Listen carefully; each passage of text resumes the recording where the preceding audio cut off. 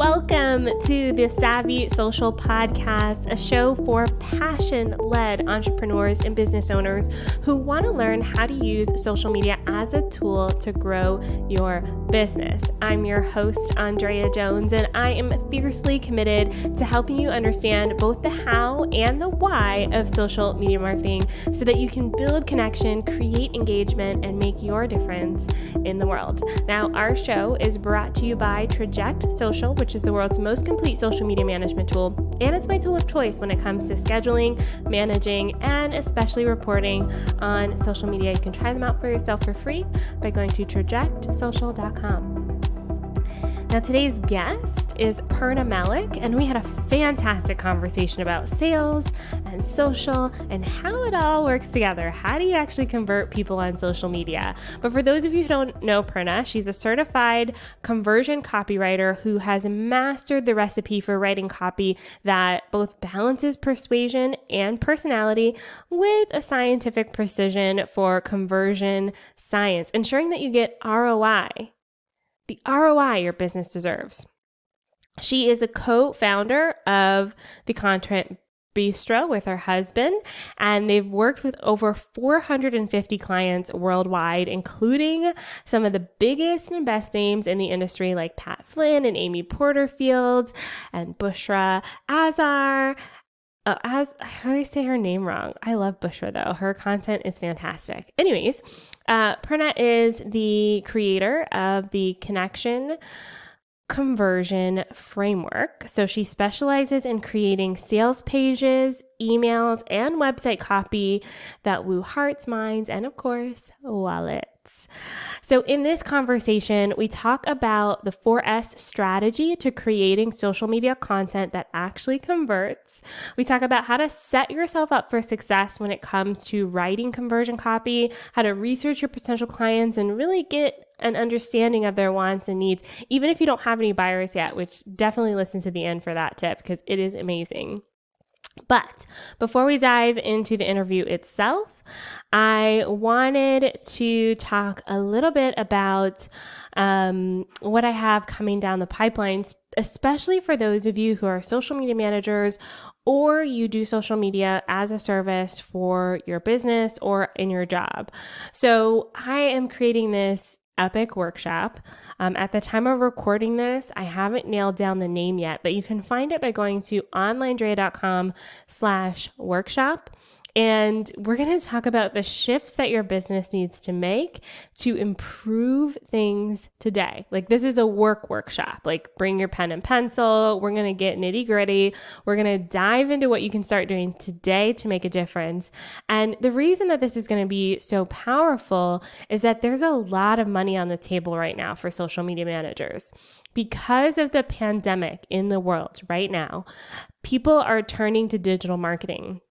And my kind of inspiration for this workshop and my program is that I'm almost completely booked. Like I can take maybe one or two more clients, but I am very booked up and I want to spread the love and help you get more clients too.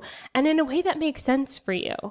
For me, I don't have kids. I just bought a new fancy house. I'm hustling. I'm working. But maybe that's not the case for you. Maybe you want to work 20 hours a week, but make bank. Maybe you only have, 5 hours on the weekend. Whatever the case may be, I want to help you create a business that works for you and have it be so powerful that you have the consistent revenue and consistent income of social media business. So check out the workshop, OnlineDrea.com/workshop, and I'll put the link along with this podcast. But without further ado, let's dive into today's episode with Purna Malik. Hey, Purna, welcome to the podcast. Thank you so much for having me here, Andrea. I am just so excited to chat with you. Me too, because I have been fangirling over your copywriting skills for a while. I actually have this bookmarked in my Google Keep for the day that I need to hire a copywriter to redo my sales page because, that'll be eventually sometime in the future. So I have been a personal fan for a while. Oh. But for those people who are just kind of tuning in and want to get to know you a little bit better, Can you tell us how you started with your copywriting business? Because you and your husband run it together, correct? That is correct. First of all, thank you so much for those kind words. I cannot wait to write for you whenever you're ready. That would be so much fun. Um, so my copywriting journey started way back in the day. It did not start as a copywriter journey. It actually started on a blog and social media path, actually. I had a mom blog, and that kind of led to me getting some very part-time, like blogging gigs. People would read the blog and go, would you write for us? And I would say, okay, cool. And this is like, I was a new mom, young mom. My daughter was like 9 months old when I started the blog.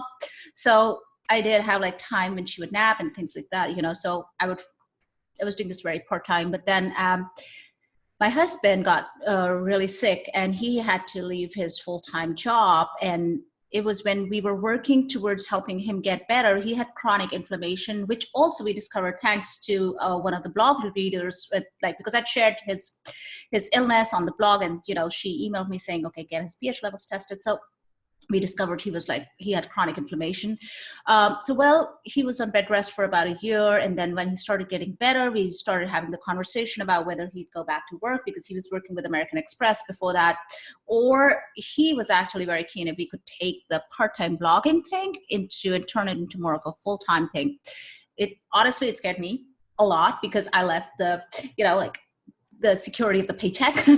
So I was like, should we not? But anyways, we thought we'd give it a shot for a year. We literally had no connections, no money, nothing. But we jumped feet first into doing business blogging. And then those clients started telling us, would you do social media for us as well? Would you manage our Twitter? Because I was super active on Twitter at that point of time. So social media has always been a big part of my journey. Along the way, those, couple of our clients started asking us about sales copy. Oh, I'm launching this course. You've been writing for me. Would you write the sales page for this? Would you do the emails for this?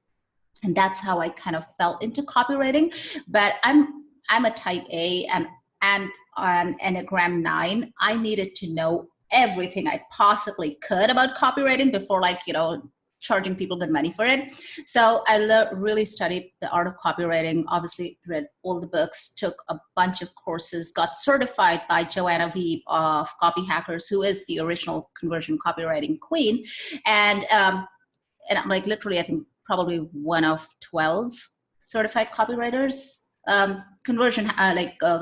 Copy Hacker certified conversion copywriter.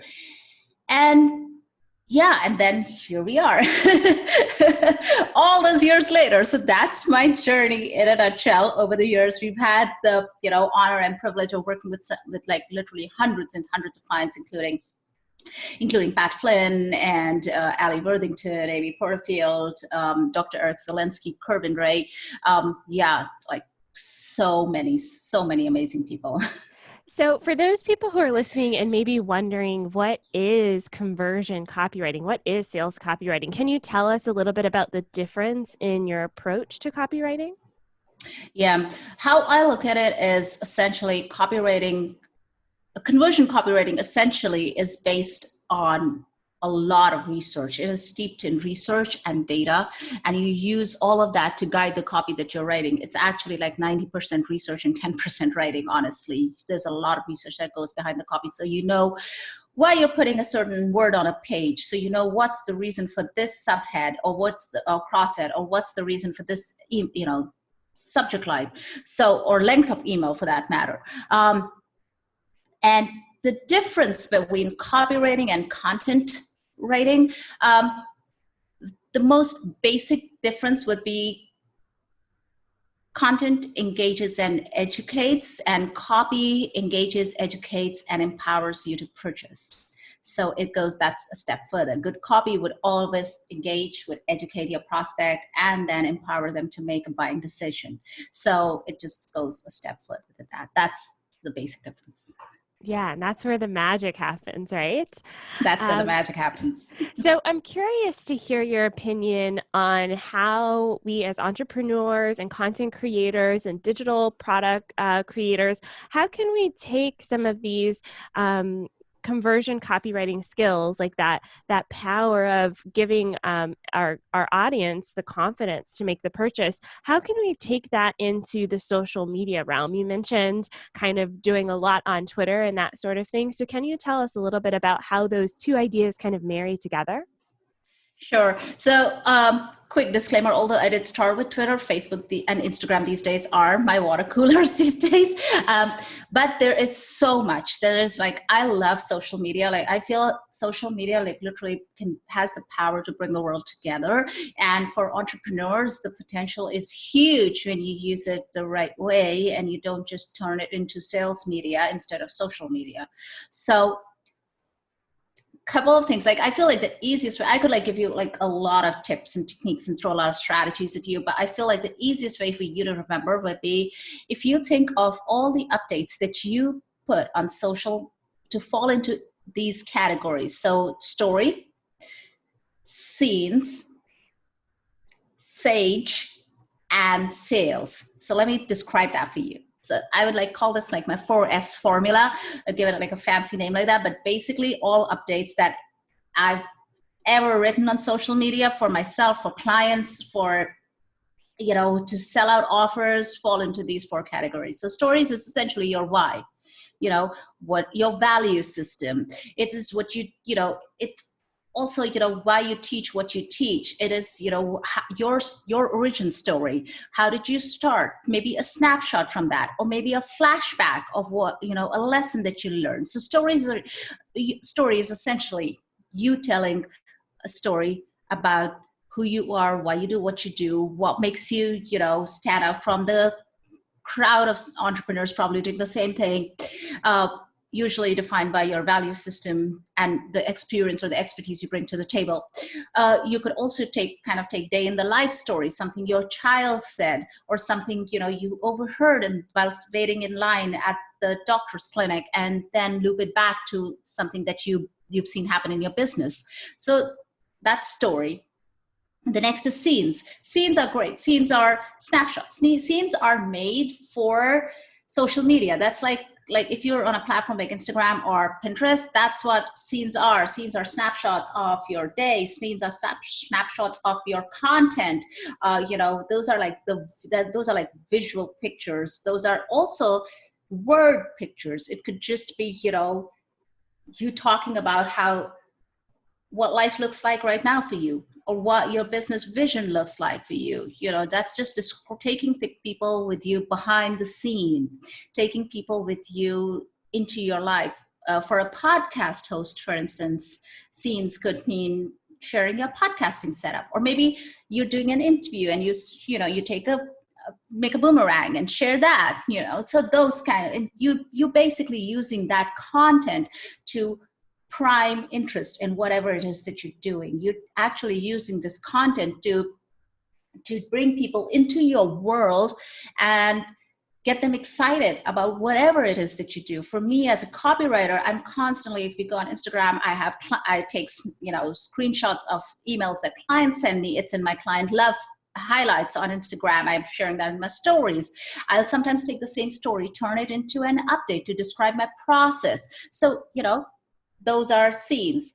Sage is wise. Sage is your advice, your expertise, your point of view posts, you know, the ones where you share what you feel strongly about or what you can teach your audience. And the goal behind this is for you to stand out as an authority, as an expert figure, as also someone who they can trust. And they can take that advice and apply it to their business and see a quick win, and then come back to you and say, okay, hey, you know, that one tip you gave me, that changed my life. And that's when you get like a snapshot to share for your scenes. So it all kinds of ties together. And every social update you share has a purpose, has a goal. Story brings people closer to you. It helps them to know you. It helps them to like you. Scenes help strengthen that know and like connection. And then sage is where they start to trust you, right?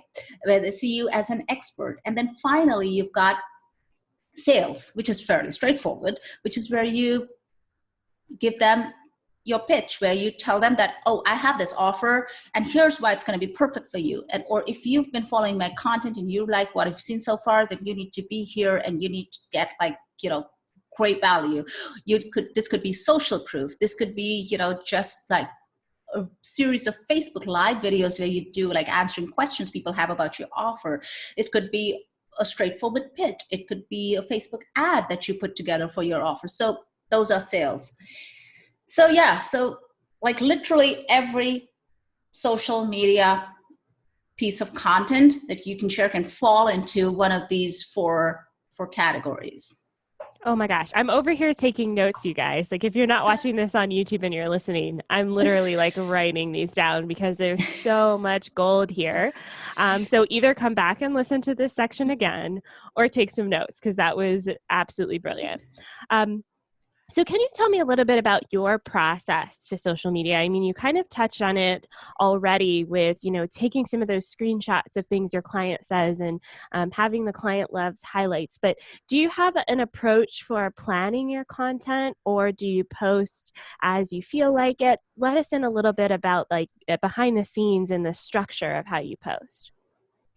So we plan our business, my husband and I, we plan our business and our promotions and our, content, like mostly it's like quarters at a time. So 90-day planning chunks. But the content for social gets planned about a month ahead of time.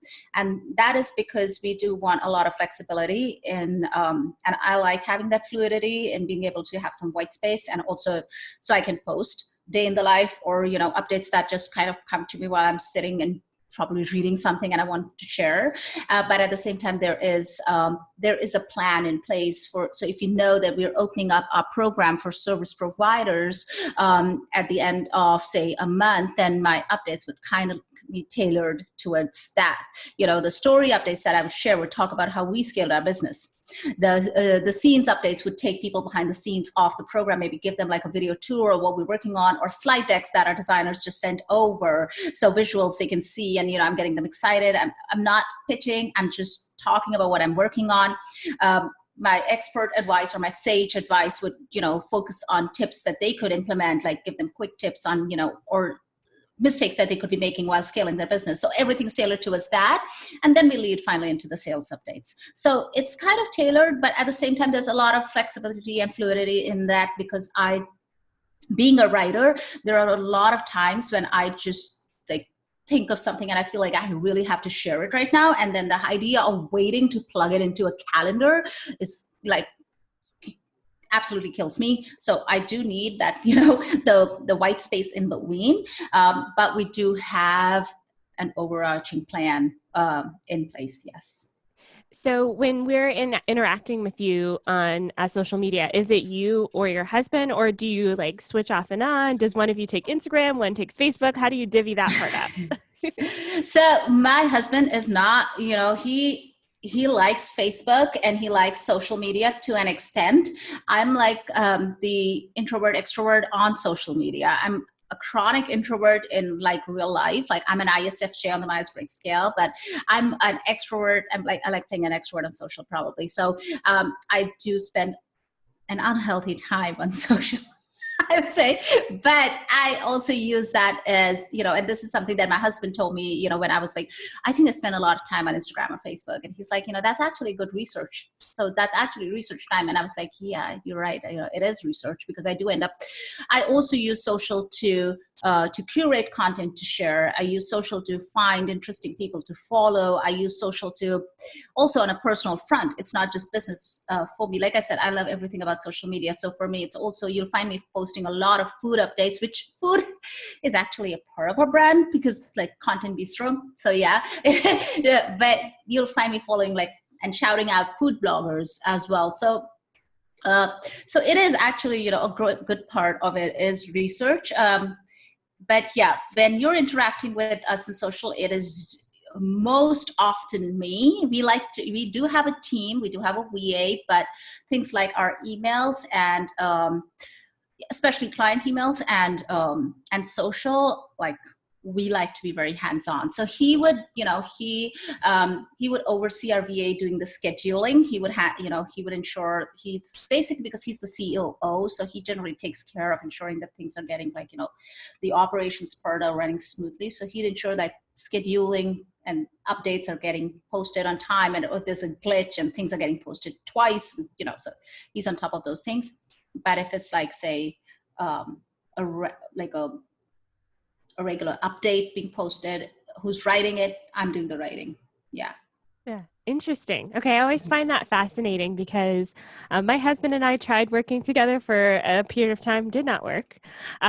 So I'm always like fascinated with the people who can kind of figure it out. And I think the key there is having like clear defined boundaries for like who does what. Oh, So yeah. yeah. Oh, yeah, absolutely. And one of the things, like, we've been working together now for 10 years.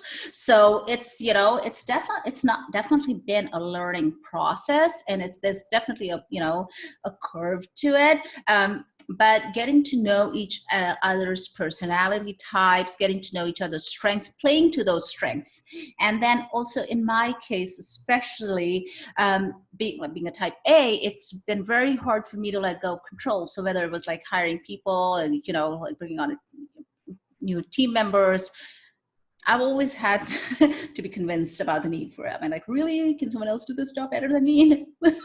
So yeah, but it is a lot about leaning on each other's strengths, playing to those strengths, and then having clear defined roles and learning to step away.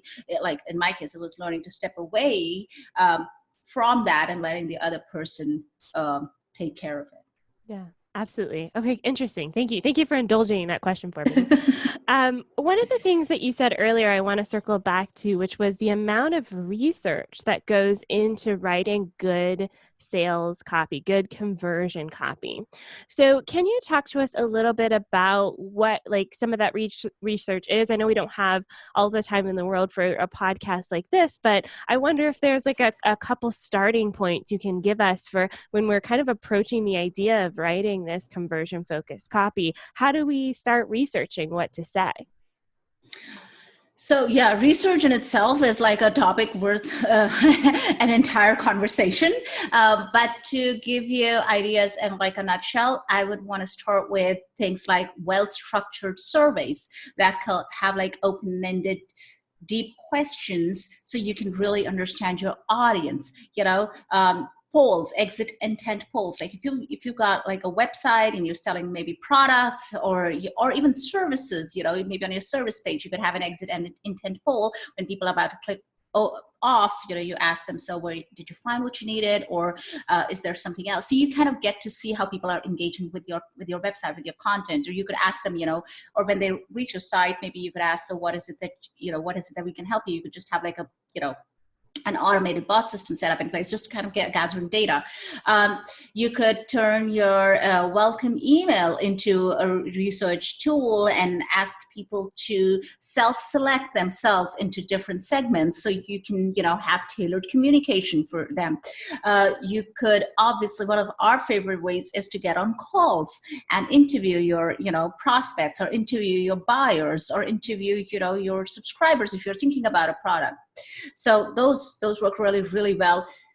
Content mining from forums and groups and communities online is an excellent way to get research done and see what people are talking about, what are their struggles, what are their pain areas, what do they really want, or even competition research, like who are they following or who are they reaching out to solve this particular problem. So say you're launching a course on maybe social media management. You want to know, what are their frustrations when it comes to taking care of social media? You want to know who else are they learning from when it comes to social media.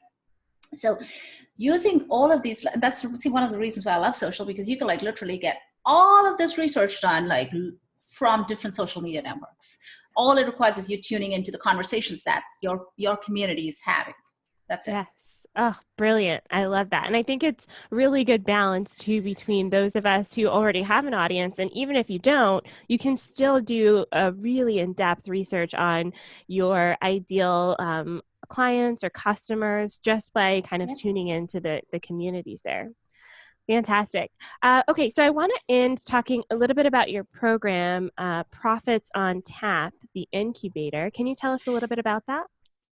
Sure. So Profits on Tab Incubator is a 12-week program for service providers who want to scale without going down the agency route or without feeling pressure to launch a course. So we walk you through our framework to, be able to scale your service-based business in a way that you bring additional value to the table, but you're also able to increase your prices and charge more for whatever services you're providing. And it's been doing really well. We work with a small group of entrepreneurs and get like a ton of one-on-one time with us through office hours and group coaching calls, and then we're in the brain trust. And the good thing is that we've got like a really great mix of entrepreneurs in there already. So we've got like graphic designers, copywriters, coaches, and virtual assistants. So it's been really, really great with people getting some excellent results with their scaling paths and the way they've gone ahead with the program. Yeah, and we're really excited about it, and we'll be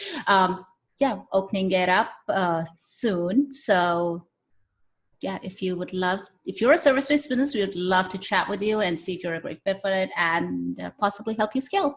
Awesome. So I'll put the link to that in the show notes, or if you're watching on YouTube, it'll be below the video. Tell us how else we can connect with you. Give yourself a little shout out.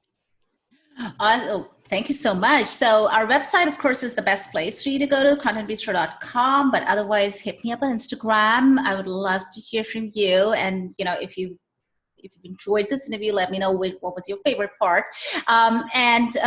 Or feel free to reach out to us on Facebook. Again, facebook.com/contentbistro and instagram.com/contentbistro.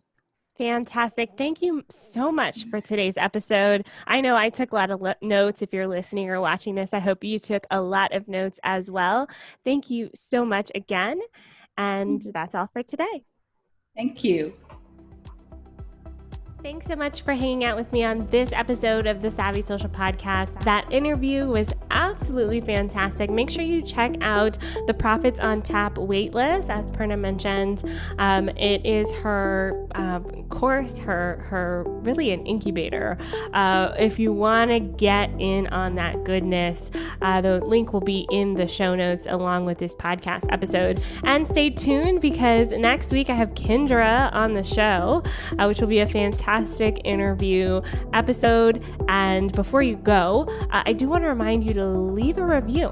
Leave a comment if you're on YouTube. Subscribe. We love to hear your feedback on the show. Your sharing of the show really makes it such a better place. We appreciate your support. Thank you so much. I'll see you next week. Bye for now.